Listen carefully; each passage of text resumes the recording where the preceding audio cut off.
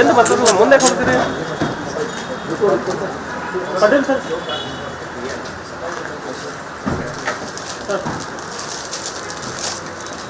Good evening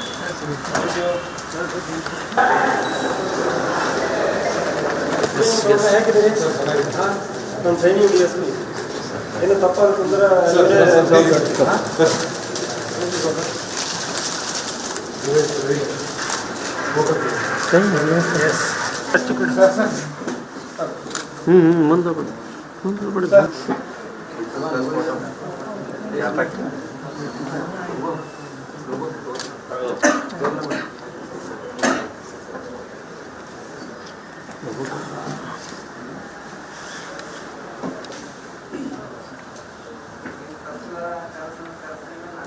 ಮುಂದೆ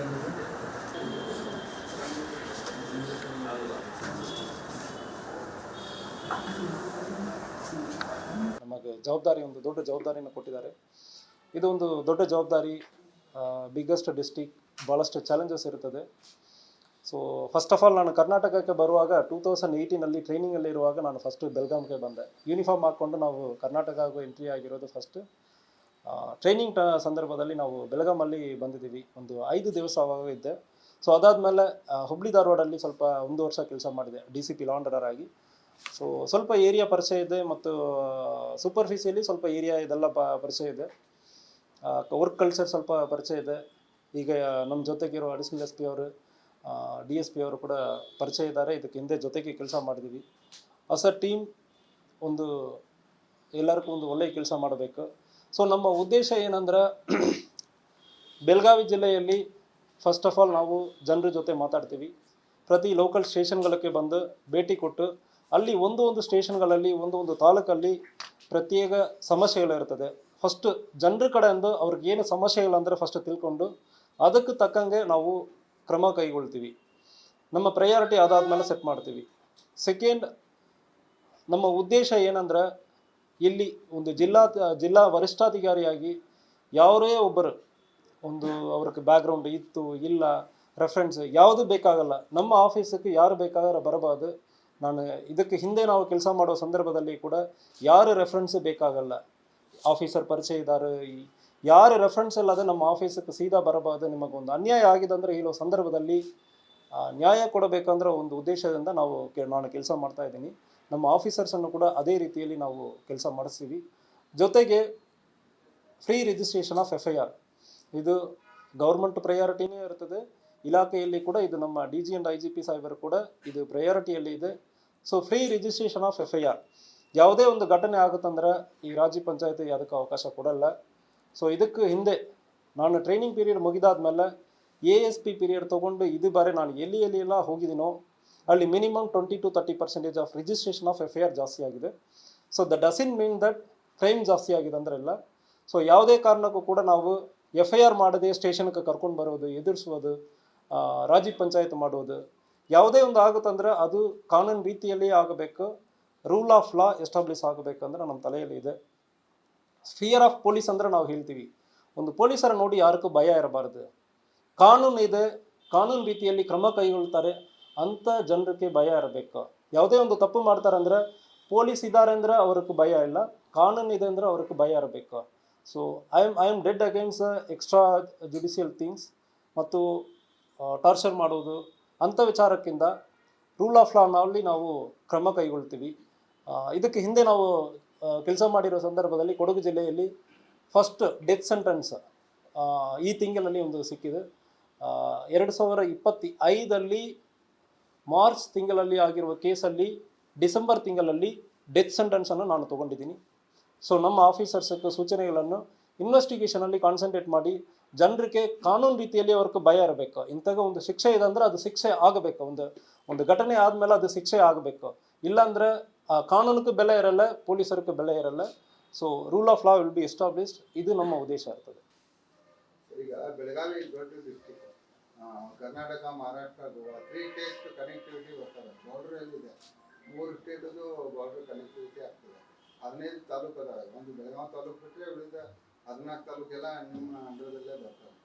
ಹೀಗಾಗಿ big district big challenge. ಯಾವ ರೀತಿ ಏನಾದರೂ ತಿಳ್ಕೊಂಡಿದ್ದೀರಾ ಅಂತ ಬೆಳಗಾವಿ ಜಿಲ್ಲೆಯಲ್ಲಿ? ಸೊ ಸೂಪರ್ಫಿಷಿಯಲಿ ನಮಗೆ ಗೊತ್ತಿರ್ತದೆ. So policing is same, law is same. So ಇಷ್ಟು ದೊಡ್ಡ ಜಿಲ್ಲೆ ಇದೆ ಅಂದ್ರೆ ಕೂಡ ನಮಗೆ ಅಷ್ಟು ಸಹಕಾರ ನೀಡುವುದಕ್ಕೆ ನಮಗೆ ಆಫೀಸರ್ಸ್ ಅಷ್ಟೊಂದು ಸಹಕಾರ ನೀಡ್ತಾರೆ. ಅಡಿಷನಲ್ ಎಸ್ ಪಿ ಇರ್ತಾರೆ, ಇದು ಡಿ ಎಸ್ ಪಿ, ಒಂದು ಸೆನ್ ಡಿ ಎಸ್ ಪಿ ಇದ್ದಾರೆ, 6 ಡಿ ಎಸ್ ಪಿ ಎಲ್ಲ ಇರ್ತಾರೆ. ಸೊ ಅಷ್ಟು ಪೊಲೀಸ್ ಸ್ಟೇಷನ್ಗಳಿರ್ತದೆ. So it is manageable. Law and order wise ನಮಗೆ ಬೇಕಾದಷ್ಟು ಫೋರ್ಸ್ ಇರ್ತದೆ. ಎಲ್ಲಿ ಒಂದು ಸಮಸ್ಯೆ ಆಗುತ್ತೆ ಅಂದರೆ ನಾವು ಮೊಬಿಲೈಸ್ ಮಾಡೋದಕ್ಕೆ ಬೇಕಾದಷ್ಟು ಫೋರ್ಸ್ ಇರ್ತದೆ. ಸ್ಟ್ರಾಂಗ್ ಡಿ ಆರ್ ಇರ್ತದೆ. ಸೊ ಮತ್ತು ಸಿಟಿ ಇರ್ತದೆ ನಮಗೆ ಇಮಿಡಿಯೇಟ್ಲಿ ಸಹಕಾರ ಮಾಡೋದಕ್ಕೆ. ಸೊ ಜಿಲ್ಲೆ ದೊಡ್ಡದಿದೆ ಅಂದರೆ ಕೂಡ ಅದಕ್ಕೆ ತಕ್ಕಂಗೆ ನಮಗೆ ಪೊಲೀಸ್ ಫೋರ್ಸ್ ಕೂಡ ಇರ್ತದೆ. ಅದರಿಂದ ಇಟ್ ಈಸ್ ಮ್ಯಾನೇಜಬಲ್. ಇದಕ್ಕೆ ಹಿಂದೆನೇ ಮ್ಯಾನೇಜ್ ಮಾಡಿದ್ದಾರೆ, ನಾವು ಮ್ಯಾನೇಜ್ ಮಾಡ್ತೀವಿ. ನೀವು ಅಂದಂಗೆ ಬೆಳಗಾವಿಯಲ್ಲಿ ಅತಿ ಹೆಚ್ಚು ಈ ಅಪಘಾತಗಳಿಂದ ಡೆತ್ ಆಗ್ತಾ ಇದ್ದಾರಲ್ಲ, ಸೊ ಈ ಹಿಂದಿನ ಎಸ್ ಪಿ ಅವರು ಕೂಡ ಅದ್ರ ಬಗ್ಗೆ ಬೇಜಾರು ವ್ಯಕ್ತಪಡಿಸಿದ್ರು. ನಿಮ್ಮ ಸಿಬ್ಬಂದಿಗಳು ಎಷ್ಟೇ ಪ್ರಯತ್ನ ಮಾಡಿದ್ರು ಎಲ್ಲೋ ಒಂದ್ ಕಡೆ ಅದು ರೇಷೋ ಇದೆಲ್ಲ ಕಡಿಮೆ ಆಗ್ತದೆ. ರೋಡ್ ಆಕ್ಸಿಡೆಂಟ್ ಬಗ್ಗೆ ಹೇಳ್ತಾ ಇದ್ದೀರಾ? So it is a collective responsibility. ಒಂದು ಉದಾಹರಣೆ ಕೇಳಬೇಕಾದ್ರೆ, ಸೊ ಒಂದು ಜಿಲ್ಲೆಯಲ್ಲಿ ರೋಡ್ ತುಂಬ ಸರಿ ಇಲ್ಲ. ಹೋದ ವರ್ಷ 100 ಆಕ್ಸಿಡೆಂಟ್ ಆಯಿತು. ಎಲ್ಲಿ ರೋಡ್ ತುಂಬ ಸರಿ ಇಲ್ಲವೋ ಆ ಏರಿಯಾನಲ್ಲಿ ನೋಡೋ ಸಂದರ್ಭದಲ್ಲಿ ವೆಹಿಕಲ್ ಮೂವ್ಮೆಂಟ್ ತುಂಬ ಸ್ಲೋ ಆಗಿ ಹೋಗಿದೆ. ನೆಕ್ಸ್ಟ್ ವರ್ಷ 60 ಆಗಿದೆ. ಸೊ ಇದು ಒಬ್ಬರ ರೆಸ್ಪಾನ್ಸಿಬಿಲಿಟಿ, ಪೊಲೀಸ್ ರೆಸ್ಪಾನ್ಸಿಬಿಲಿಟಿ ಅಂದ್ರೆ ಮಾತ್ರ ಇಲ್ಲ. ಜನ ಜವಾಬ್ದಾರಿಯಿಂದ ಗಾಡಿ ಓಡಿಸಬೇಕು. ರೋಡ್ ಚೆನ್ನಾಗಿದೆ ಅಂದ್ರೆ ಗಾಡಿ ನಾವು ಬೇಗ ಓಡಿಸ್ತೀವಿ, ಹೆಲ್ಮೆಟ್ ಹಾಕಲ್ಲ. ಸೊ ಅದು ಮಾತ್ರ ಅಲ್ಲ, ನಮ್ಮ ಇನ್ಫ್ರಾಸ್ಟ್ರಕ್ಚರ್ ಫೆಸಿಲಿಟೀಸ್ ಚಾಲೆಂಜಸ್ ಇರ್ತದೆ. ಸೊ ಪಾರ್ಕಿಂಗ್ ಏರಿಯಾ ನಮಗೆ ಬೇಕಾದಷ್ಟು ಪಾರ್ಕಿಂಗ್ ಇರಲ್ಲ. ಇದು ಸೊಸೈಟಿಯಲ್ಲಿ collective responsibility. We will insist. ನಾವು ಮಾತ್ರ ಕೆಲಸ ಮಾಡೋದು ಮಾತ್ರ ಇಲ್ಲ, ಉಳಿದ ಇಲಾಖೆಗಳು, national highway, state highway, PW department ಮತ್ತು ಪಂಚಾಯತ್ ರಾಜಲ್ಲಿ, ಈವನ್ ಇಂಟೀರಿಯರ್ ಏರಿಯಾನಲ್ಲಿ ಕೂಡ ರೋಡ್ ಚೆನ್ನಾಗಿದೆ ಅಂದರೆ ನಮ್ಮವ್ರ ಗಾಡಿ ಬೇಗ ಓಡಿಸ್ತಾರೆ. ಸೊ ಇಂಟೀರಿಯರ್ ಏರಿಯಾನಲ್ಲಿ ನಾವು ಹೆಲ್ಮೆಟ್ ಹಾಕಬೇಕಂದ್ರೆ ಅವೇರ್ನೆಸ್ ತುಂಬ ಕಮ್ಮಿ ಇರ್ತದೆ. ಸೊ ಅದಕ್ಕೆ ಅವೇರ್ನೆಸ್ಸು ಮುಟ್ಟಿಸ್ತೀವಿ. ಅದೇ ರೀತಿಯಲ್ಲಿ ಇನ್ಫ್ರಾಸ್ಟ್ರಕ್ಚರನ್ನು ಡೆವಲಪ್ ಮಾಡೋದಕ್ಕೆ ಮತ್ತು ಸೈನ್ ಬೋರ್ಡ್ಸ್ ಇರೋದಕ್ಕೆ. ಸೊ ಅದಕ್ಕೂ ಕೂಡ ಬೇರೆ ಬೇರೆ ಇಲಾಖೆಗಳ ಕೋಆರ್ಡಿನೇಷನ್ ಮೀಟಿಂಗ್ ಇರ್ತದೆ. 3 ತಿಂಗಳಿಗೊಮ್ಮೆ ಕೋಆರ್ಡಿನೇಷನ್ ಮೀಟಿಂಗ್ DC ಅವರ ನೇತೃತ್ವದಲ್ಲಿ ಇರ್ತದೆ. ಆ ಮೀಟಿಂಗಲ್ಲಿ ಕೂಡ ನಾವು ಇನ್ಸಿಸ್ಟ್ ಮಾಡ್ತೀವಿ. ಅದನ್ನು ಕೂಡ ನಾವು ಪ್ರಯಾರಿಟಿಯಲ್ಲಿ ತಗೊಳ್ತೀವಿ. ಸರ್, ಕೆಲವು ಪ್ರಕರಣದಲ್ಲಿ ದೌರ್ಜನ್ಯ, ಕೆಲವು ಠಾಣಾ ಮಟ್ಟದಲ್ಲೇ ಜಾಮೀನು ಕೇಸ್ಗಳು ನಮ್ಮ ಜಿಲ್ಲೆಯಲ್ಲಿ ಜಾಸ್ತಿ ಆಗ್ತದೆ. ಆರೋಪಿ ಜಾಮೀನು ಕೊಟ್ಬಿಡೋದು ನಮ್ಮ ಜಿಲ್ಲೆಯಲ್ಲಿ ಆಯುಕ್ತ ಆಗಿತ್ತು. ಮಣ್ಣೆಸೆನಲ್ಲಿ ಅದೇ ಚರ್ಚೆ ಆಗಿತ್ತು. MLA ಅದೇ ಬೆಳಗಾವಿಯಲ್ಲಿ ಆಯುಕ್ತ ಆಗ್ತಾ ಇದೆ. ಅದ್ರ ಬಗ್ಗೆ ಏನಾರ ಈಗ ಬೇಲ್ ಬಗ್ಗೆ particularly court is also very stringent about it. It is a personal freedom ಅಂತ ಹೇಳ್ತಾ ಇದ್ದಾರೆ. ಸೊ ನಮ್ಮ ಪ್ರಯಾರಿಟಿ ಏನಂದರೆ, ಕೇಸಲ್ಲಿ ಇನ್ವೆಸ್ಟಿಗೇಷನನ್ನು ನಾವು DSPಯಲ್ಲಿ ಸ್ಟಾರ್ಟ್ ಮಾಡಿ SP ಬರ ನಾವು ಪರ್ಸನಲ್ ಆಗಿ ನಾವು ಸೂಚನೆಗಳು ಕೊಡ್ತೀವಿ. ಒಂದು ಕೇಸಲ್ಲಿ ಏನೇನು ಎವಿಡೆನ್ಸ್ ಕಲೆಕ್ಟ್ ಮಾಡಬೇಕು. ಮೋಸ್ಟ್ ಆಫ್ ದ ಟೈಮ್ ನಾವು ಓರಲ್ ಸ್ಟೇಟ್ಮೆಂಟ್ ಮೇಲ್ಗಡೆ ನಾವು ಎವಿಡೆನ್ಸ್ಗೆ ಹೋಗ್ತೀವಿ. ಸೊ ಓರಲ್ ಸ್ಟೇಟ್ಮೆಂಟ್ ಆದಮೇಲೆ ಒಂದು 5-6 ವರ್ಷ ಆದಮೇಲೆ ಕೇಸ್ ಬರುವಾಗ ಆ ಓರಲ್ ಸ್ಟೇಟ್ಮೆಂಟನ್ನು ತಿರುಗಿ ಮಾತಾಡ್ತಾರೆ. ಸೊ ಈಗ ಮೆಟೀರಿಯಲ್ ಎವಿಡೆನ್ಸಸ್ ಮತ್ತು ಸೋಕೋ ಟೀಮ್ ಇರ್ತದೆ ಜಿಲ್ಲೆಯಲ್ಲಿ. ಪ್ರತಿ ಜಿಲ್ಲೆಯಲ್ಲಿ ಸೋಕೋ ಟೀಮ್ ಇರ್ತದೆ.